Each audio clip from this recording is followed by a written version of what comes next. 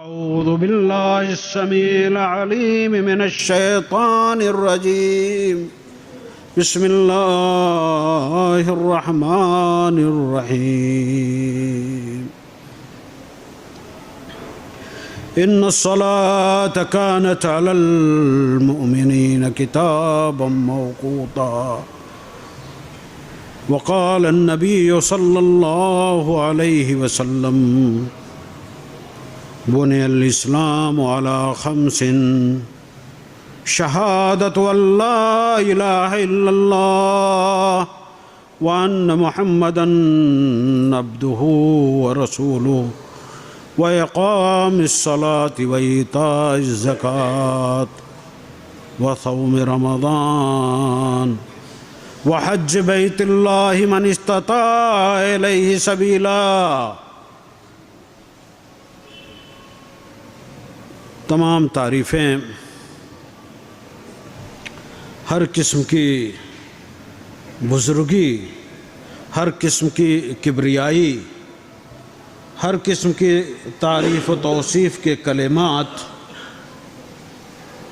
اس اللہ رب العزت کے لیے لائق سزاوار ہیں جو ہمارا اور آپ کا خالق و مالک ہے، اور صرف ہمارا اور آپ کا خالق و مالک نہیں بلکہ اس پوری کائنات کا خالق و مالک ہے۔ اس کائنات کے سارے چرند و پرند اس کی مخلوق ہیں۔ اس کائنات کے سارے پہاڑ، سارے شجر و حجر، سارے سمندر، ساری موجودات اس کے ایک کن کہنے سے وجود میں آئی ہیں۔ وہ اللہ کتنا بڑا ہے کہ ہم تصور ہی نہیں کر سکتے، اور ہم اگر اللہ رب العزت کی کما حقہ تعریف کرنا چاہیں تو ہم جیسے عاجز اور لاچار بندے اس کی تعریف کر ہی نہیں سکتے ہیں۔ ہم اگر اپنے آپ پہ غور کریں، ابھی اللہ رب العزت نے یہ آنکھیں ہمیں عطا فرمائی ہیں، ان آنکھوں کی بینائی پہ ذرا غور کیجئے، ذرا گہرائی سے ان آنکھوں کا مطالعہ کیجئے کہ ان آنکھوں میں یہ روشنی کہاں سے آ گئی ہے، ان کانوں کو یہ سماعت کی طاقت کہاں سے آئی، زبان کو یہ لذت کس نے عطا کی، یہ سانسیں جو آج آ رہی ہیں یہ کون سے سائنس کا کرشمہ ہے، یہ دل کی دھڑکن یہ کہاں سے آئی، یہ ہمارا بولنا، یہ اٹھنا بیٹھنا، یہ چلنا پھرنا، یہ کس کی عطا کردہ چیزیں ہیں۔ اور پھر اس پر یہ تو اللہ نے کہا وَفِي أَنفُسِكُمْ أَفَلَا تُبْصِرُونَ کہ خود تمہارے نفسوں کے اندر ہم نے نشانیاں پیدا کی ہیں، کیا تمہیں دکھائی نہیں دیتا ہے؟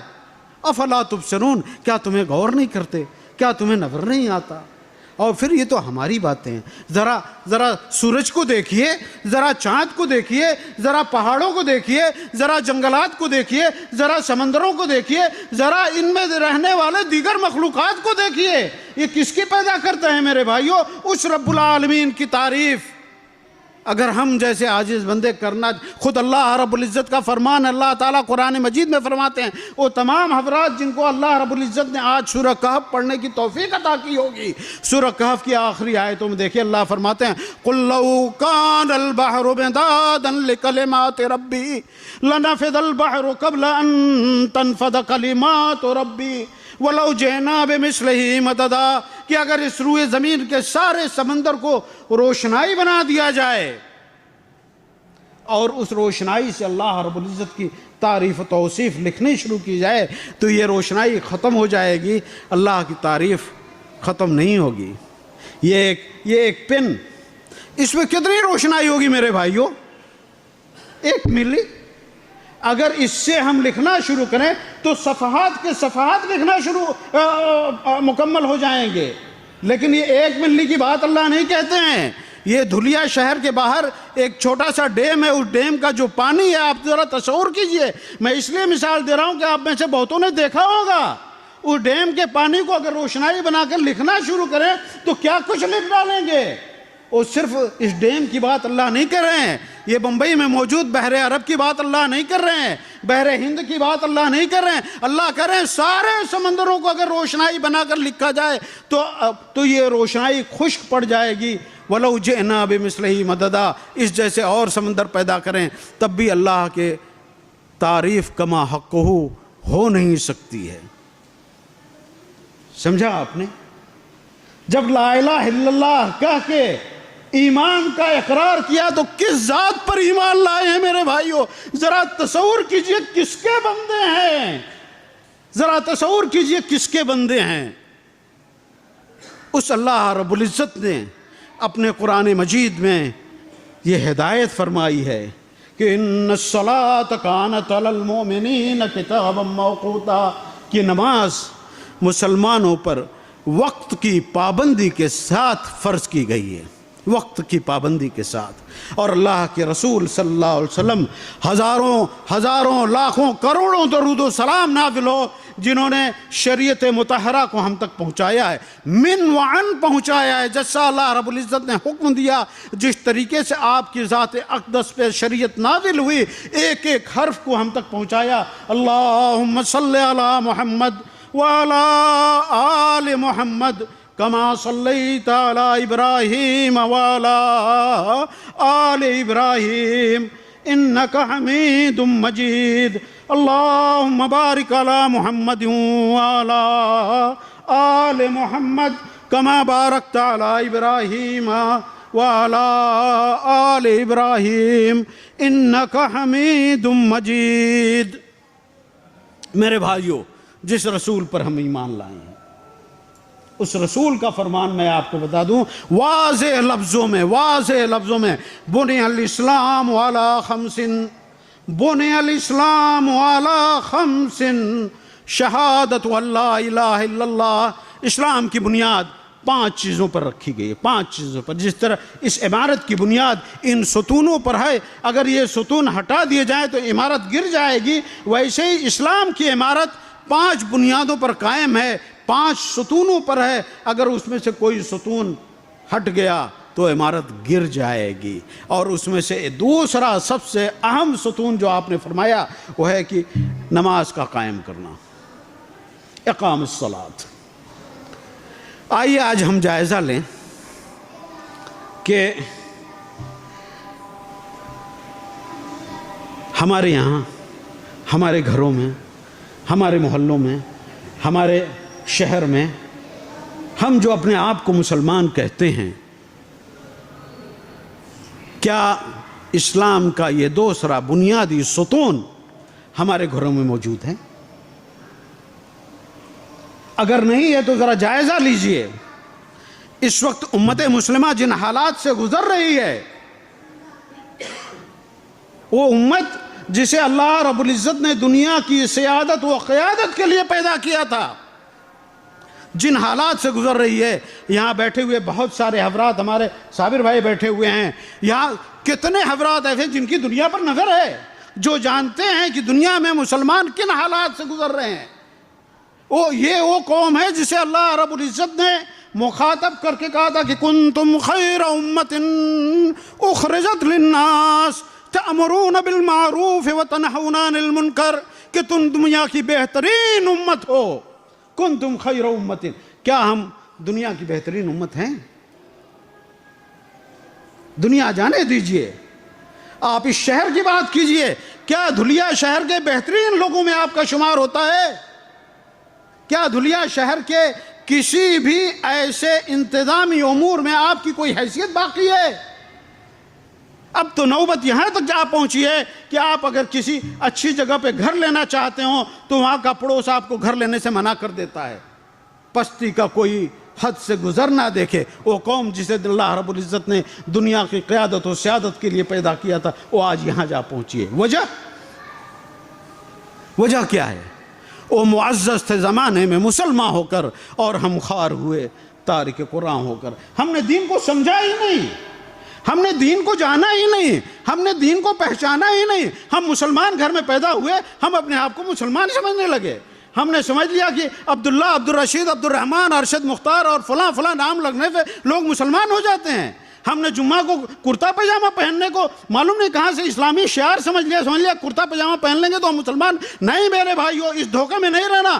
اسلام ایک پریکٹیکل دین ہے، اسلام ایک عملی دین ہے، اسلام نام کا دین نہیں ہے۔ اگر آپ اپنے آپ کو مسلمان سمجھ رہے ہیں اور اسلامی احکامات پر عمل نہیں کر رہے ہیں تو یقین مانیے کہیں ایسا نہ ہو کہ کل جب قیامت ہے نا، قیامت پر یقین ہے نا کہ وہ یقین بھی غائب ہو چکا ہے.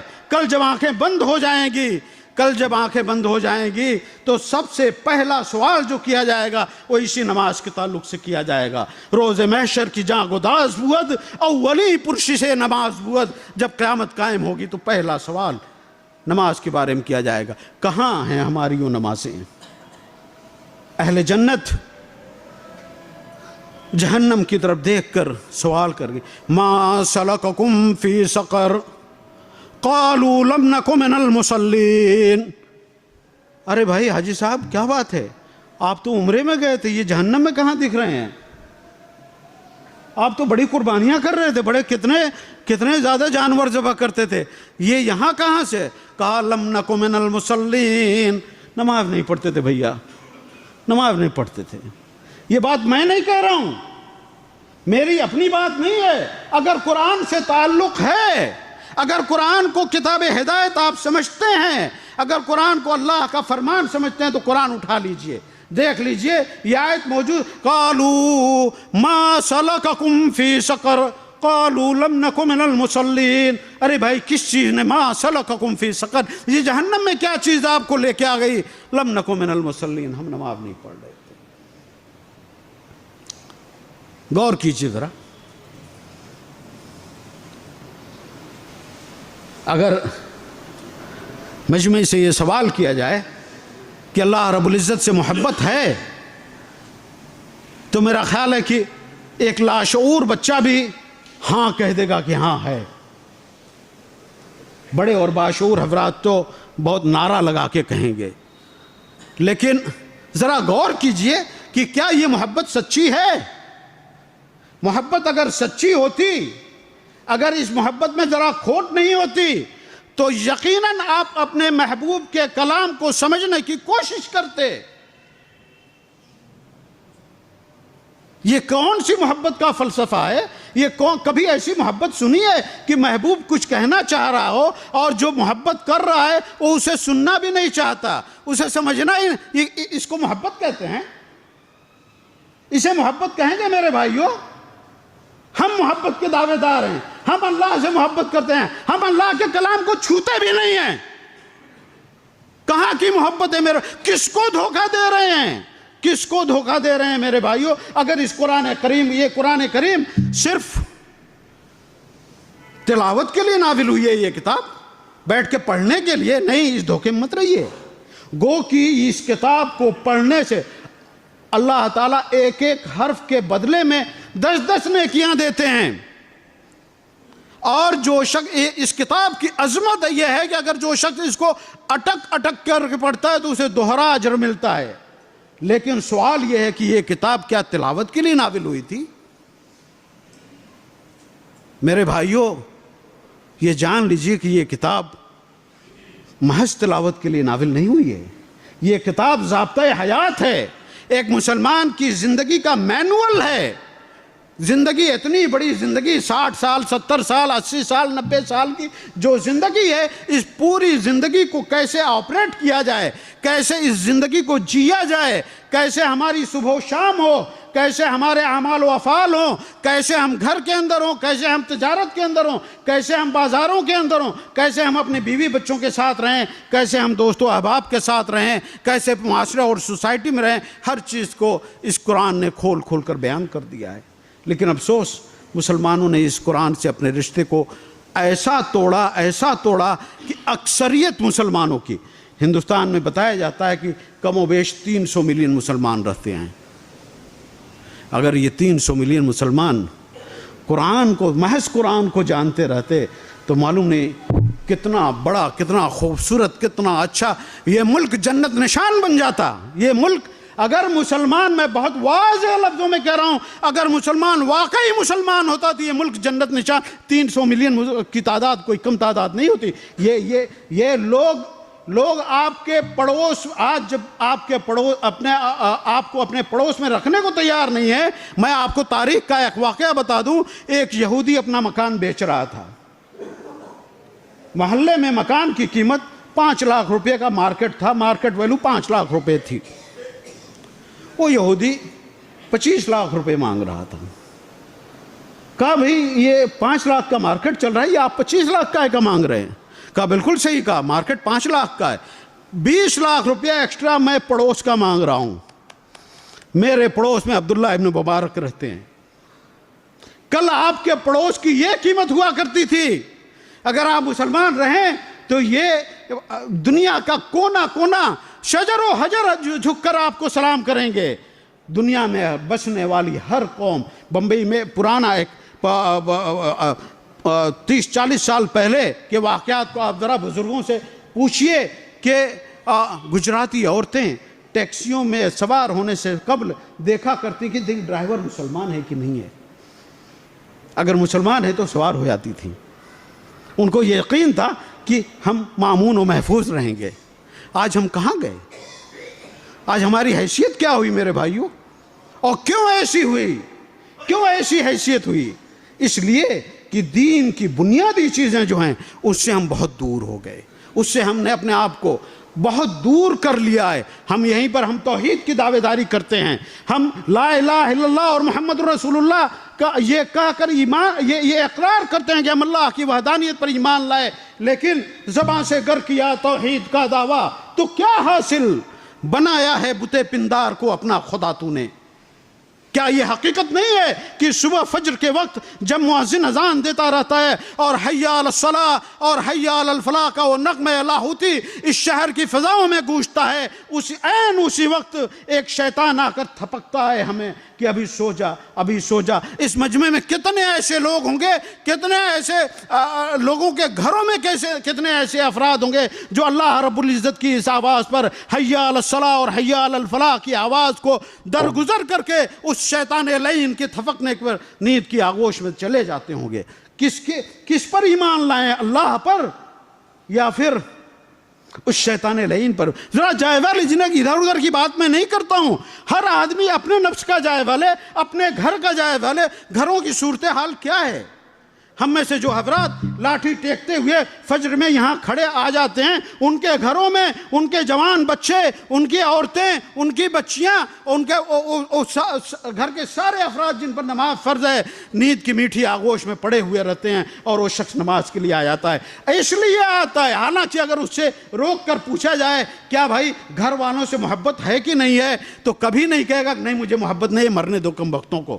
نہیں، وہ نہیں کہے گا، کہے گا کہ ہاں محبت ہے.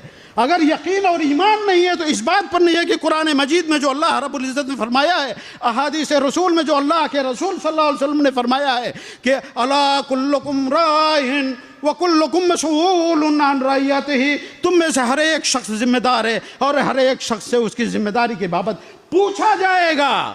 آپ یہ نہ سمجھیں کہ آپ نماز پڑھنے چلے آئے تو آپ کا چھٹکارا ہو گیا اور گھر میں چاہے کوئی پڑھے یا نہ پڑھے میں اس کا ذمہ دار نہیں ہوں. نہیں، جس رسول کی رسالت پر آپ ایمان لائے ہیں اس رسول کا فرمان ہے الا کلکم راعٍ وکلکم مسئول عن رعیتہ، کہ تم میں سے ہر ایک شخص ذمہ دار ہے اور اس سے اس کی ذمہ داری کی بابت پوچھا جائے گا. میرے بھائیوں، کب وقت آئے گا؟ کب ہم بیدار ہوگے؟ الم یعن للذین ان یخشع قلوبہم من ذکر اللہ، کیا ابھی وہ وقت نہیں آیا ہے کہ لوگوں کے دل اللہ کے ذکر سے کانپ اٹھیں؟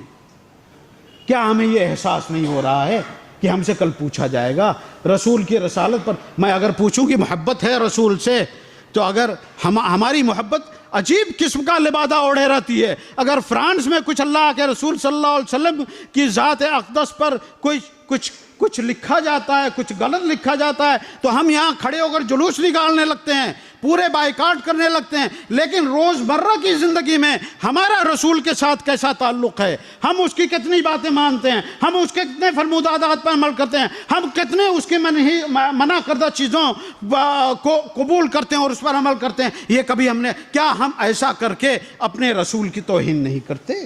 کیا ہم ایسا کر کے اپنی اس محبت کو جھٹلاتے نہیں جس کی دعوے داری ہم برسر عام کرتے رہتے ہیں؟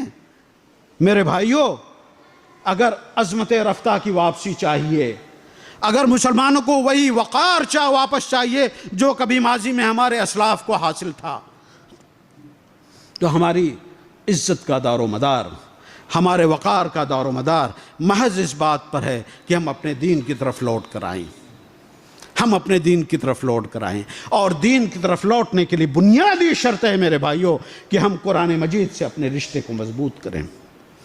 قرآن مجید سے دوری کی بنا پر ہم جو نماز پڑھتے ہیں، جنہیں توفیق ہوتی ہے نماز پڑھنے کی، بڑی عجیب سی بات ہے کہ ہماری نمازوں کا اثر ہماری زندگیوں پر نہیں دکھتا ہے، ہماری نمازوں کا اثر ہماری زندگیوں پر نہیں دکھتا ہے۔ قرآن مجید میں اللہ نے فرمایا کہ ان الصلاۃ تنہی عن الفحشاء والمنکر، نماز فحش اور منکر کام سے روکتی ہے۔ ہماری نمازیں، ہم مسجد کے دروازے پر بیڑی پھینکتے ہیں اور آ کے یہاں نماز پڑھتے ہیں، باہر نکل کے پھر بیڑی پینے لگتے ہیں، جھوٹ بولتے ہوئے مارکیٹ سے آتے ہیں، نماز پڑھتے ہیں، باہر جا کے پھر جھوٹ بولنے لگتے ہیں، غیبت کرتے ہوئے آتے ہیں، نماز پڑھتے ہیں، باہر نکل کے پھر دنیا کی وہ ساری برائیاں جن میں ہم ملوث رہتے ہیں، نماز سے پہلے نماز کے بعد انہی برائیوں میں رہتے ہیں۔ جبکہ قرآن کہتا ہے کہ ان الصلاۃ تنہی عن الفحشاء، نماز فحش اور منکر کام سے روکتی ہے۔ تو کیا خاکم بدہن، خاکم بدہن، خاکم بدہن، میری زبان خاک آلود ہو، کیا قرآن کریم کی وہ آیت غلط ہے؟ کوئی کہہ سکتا ہے؟ کوئی کہہ سکتا ہے کہ قرآن کریم کی وہ آیت غلط ہے؟ تو ضرورت اس بات کی کہ ہم اپنی نمازوں کا جائزہ لیں کہ کیا ہم جو نماز پڑھ رہے ہیں وہ نماز ہے یا نماز نہیں ہے۔ اٹھنے بیٹھنے کے عمل کو نماز نہیں کہا جاتا ہے۔ اللہ کے رسول صلی اللہ علیہ وسلم مسجد نبوی میں تشریف فرما تھے، ایک صاحب آئے اور آ کے نماز پڑھ کے جانے لگے، کہا ارجع فصلی فإنک لم تصلی، ارے بھائی جاؤ دوبارہ نماز پڑھو، اس لیے تم نے نماز نہیں پڑھی ہے۔ نماز اٹھنے بیٹھنے کا نام نہیں ہے، نماز کی پوری ایک صفت ہے، نماز کی پورا ایک طریقہ ہے جو بہت بڑی لمبی حدیث ہو جائے گی اور وقت میرے پاس نہیں ہے۔ ہمیں اب سمجھنا پڑے گا کہ ہم عبادتیں جو کرتے ہیں ان عبادتوں کو کس طریقے سے کرنا چاہیے۔ میرے بھائیوں، ہم جب نماز میں آتے ہیں اور نماز کی ہماری حالتیں جو ہیں ذرا غور کیجئے۔ میں آپ کو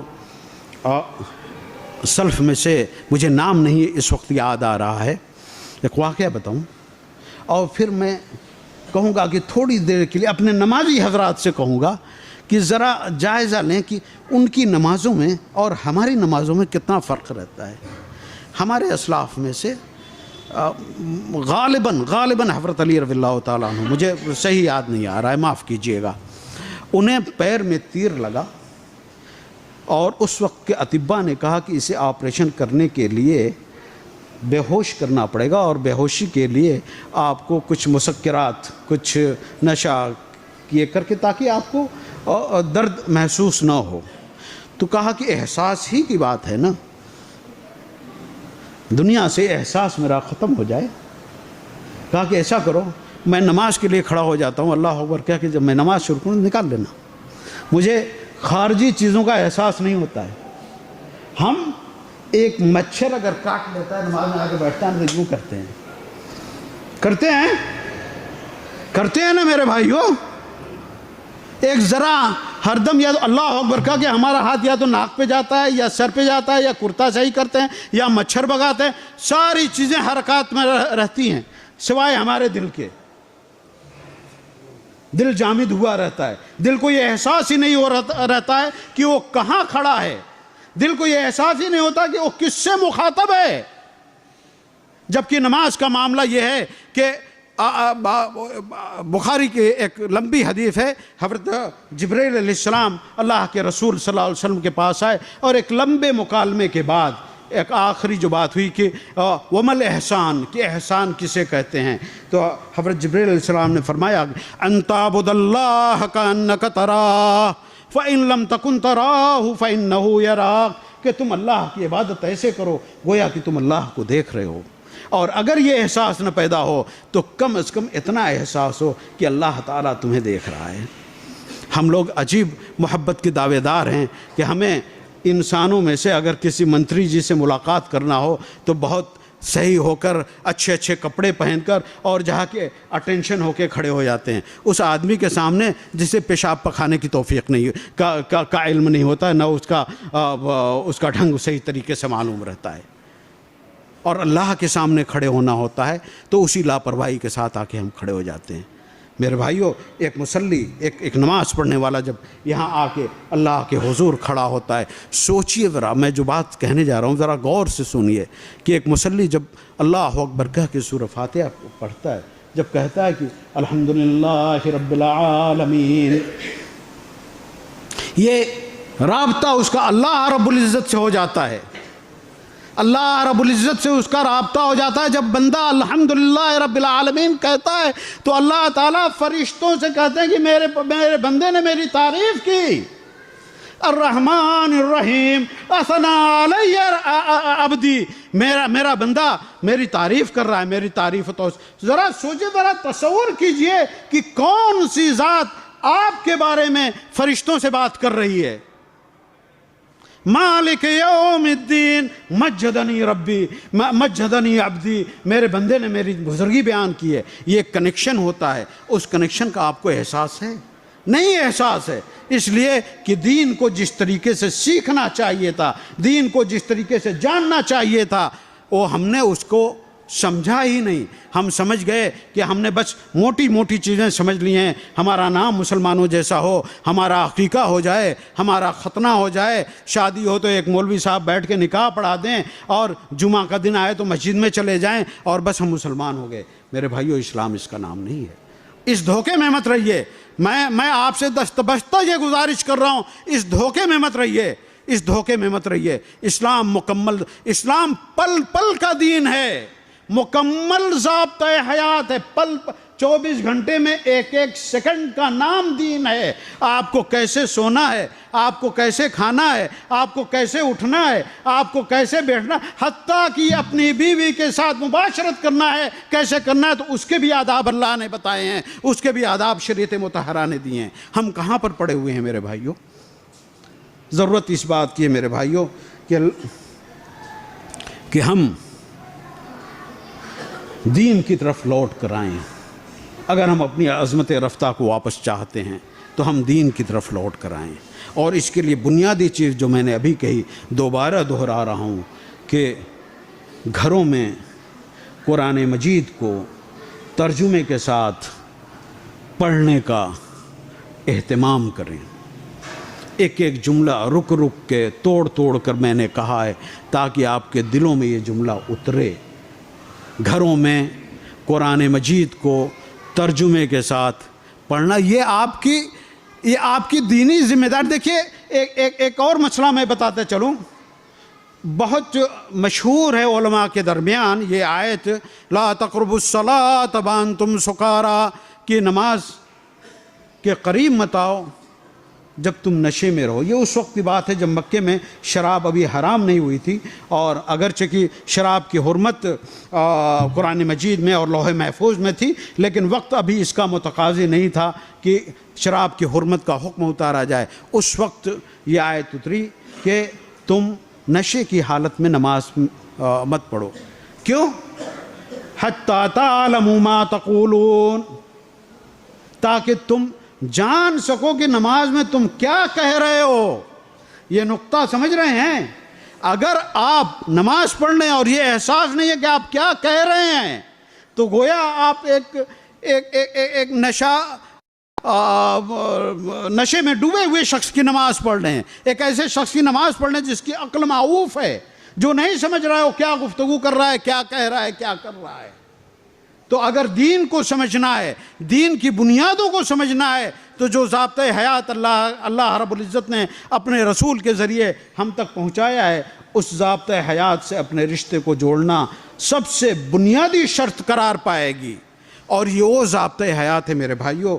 میں آخری وقتوں میں اللہ کے رسول صلی اللہ علیہ وسلم کی ایک بہت ہی جامع دعا سنا کر اپنے خطبے کو ختم کروں گا، اسی قرآن مجید کے حوالے سے۔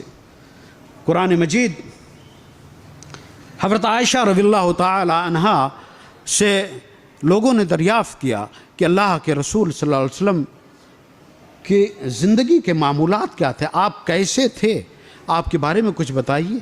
تو آپ نے مائی عائشہ رضی اللہ تعالیٰ عنہا کا جواب تھا کہ آپ مکمل قرآن مجید تھے، سراپا قرآن تھے، آپ کا اٹھنا بیٹھنا چلنا پھرنا سونا جاگنا سب کچھ قرآن ہی قرآن تھا۔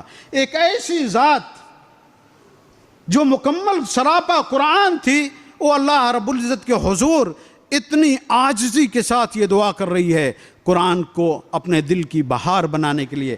اللہ کے رسول صلی اللہ علیہ وسلم کی یہ پاکیزہ دعا میں چاہتا ہوں کہ ہم میں سے موجود ہر شخص یہ دعا یاد کر لے، اور اپنی جب اللہ رب العزت اسے توفیق دیں، اللہ کے حضور ہاتھ اٹھا کے گڑ گڑا کے اسی سوچ کے ساتھ اس دعا کو اللہ سے مانگے، اللہ سے سوال کرے، اللہم انی عبدک وابن عبدک وابن امتک ناصیتی بیدک ماض فی حکمک عدل فی قضاؤک اسألک بکل اسم هو لک سمیت به نفسک او انزلته فی کتابک او علمته احدا من خلقک ان تجعل القرآن ربیع قلبی وجلاء حزنی وذہاب ہمی۔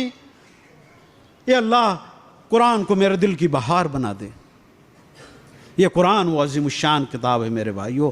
میں اللہ رب العزت سے دعا کرتا ہوں کہ اللہ تعالیٰ ہم مسلمانوں کو صحیح معنوں میں دین کو سمجھنے کی توفیق عطا فرمائے، دین پر عمل کرنے کی توفیق عطا فرمائے، اور دین پر عمل کرنے کے لیے جو مکمل ضابطۂ حیات اللہ نے دیا ہے، اس ضابطۂ حیات کو پڑھنے کی، سمجھنے کی، اس پہ غور و فکر کرنے کی یومیہ عادتوں میں اسے ہمارے ڈال دے۔ اللہ تعالیٰ ہماری اس دعا کو قبول فرمائے، ہمارے اندر کی ساری برائیوں کو اللہ رب العزت دور کر دے۔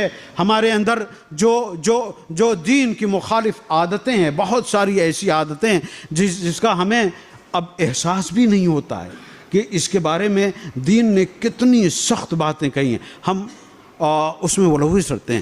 غیبت کو ہم نے بہت آسان سمجھ لیا ہے، جھوٹ کو ہم نے بہت آسان سمجھ لیا ہے، بے وفائیوں کو وعدہ کر کے وفا نہ کرنے کو ہم نے بہت آسان یہ سب کبائر میں ان کا شمار ہوتا ہے میرے بھائیوں۔ اللہ رب العزت سے دعا ہے کہ اللہ تعالیٰ ان تمام کبائر سے ہمیں محفوظ رکھے، ہماری چھوٹی بڑی ساری غلطیوں کو معاف کرے، اور ہمیں صحیح معنوں میں اسلام پر عمل کرنے کی توفیق عطا فرمائے۔ بارک اللہ لنا ولکم فی القرآن المجید ونفعنی وإیاکم بالآیات والذکر الحکیم، انہ تعالی جواد کریم ملک بر رؤوف رحیم۔